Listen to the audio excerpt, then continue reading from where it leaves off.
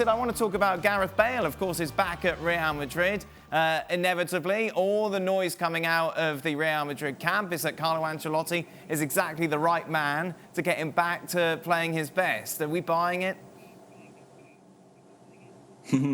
Well, the noise coming out of the Real Madrid camp is always that the new man is the right man. Yeah. And the old man wasn't until the new man becomes the old man, and he no longer is.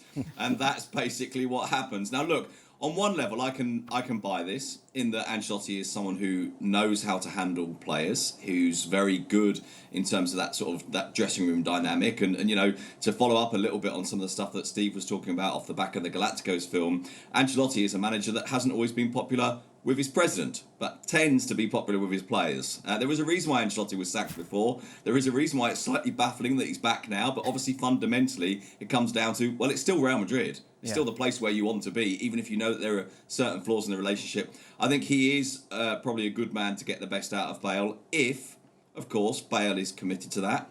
If Bale is really, really keen on doing that. If the other pieces fit into place as well. I think one of the things that was really clear about Carlo Ancelotti's first presentation as Real Madrid manager when he came back was that he made it absolutely clear that he will work with a squad that they give him. He's not going to be demanding signings. He's not going to be demanding departures. He's there to get the best out of them. And if that means bringing back players because you've got no choice but to bring them back and trying to get them play again, like Gareth Bale, that's what you'll do.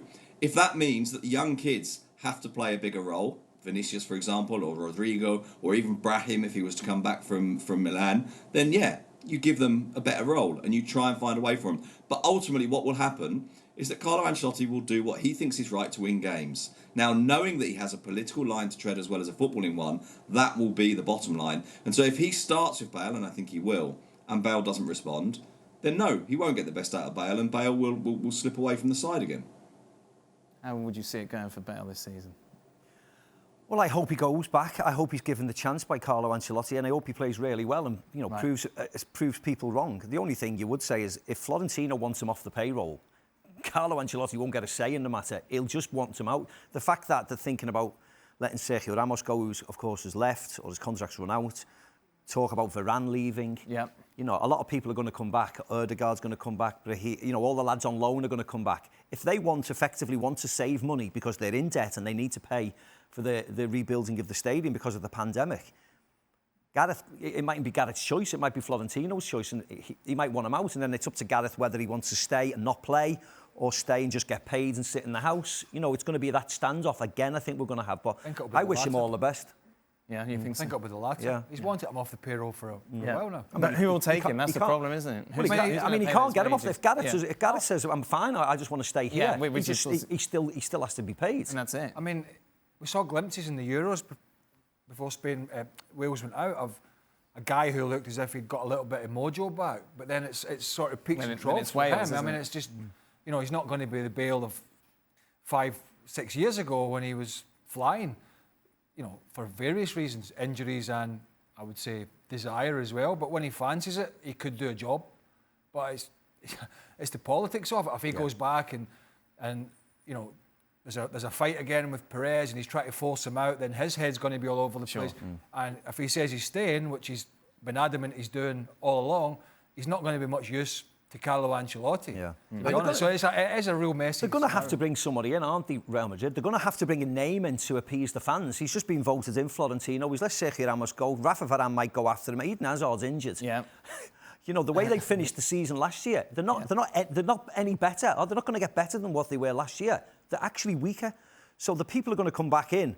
He's going to look at them in the pre-season, and then they're going to start leaving out the door again. Luka Jovic is going to go. He's going to go all out on loan, trying to get money in. So unless they bring in, you know, a big name signing, they're going to have a really difficult year. Chairman cracked me up during that time where they say, I don't want that guy anymore. But if that guy is not good enough, or he doesn't play, or he's injured, who other chairman will want to hire those kind of guys? So what? Nobody wants Gareth Bale right now. Yeah. Well, I mean, you have to be to have been blinded, you know, for like the last 2 years or 3 years to say, oh no, Gareth Bale is a fantastic player. I'm sorry, with all due respect to Gareth Bale, it's more done than herbs that we saw from him, and no big clubs will want Gareth Bale first for the money and not for the performances. So he's stuck in Real Madrid. Thanks so much for watching ESPN on YouTube. And for more sports highlights and analysis, be sure to download the ESPN app. And for premium content and live streaming, subscribe to ESPN Plus.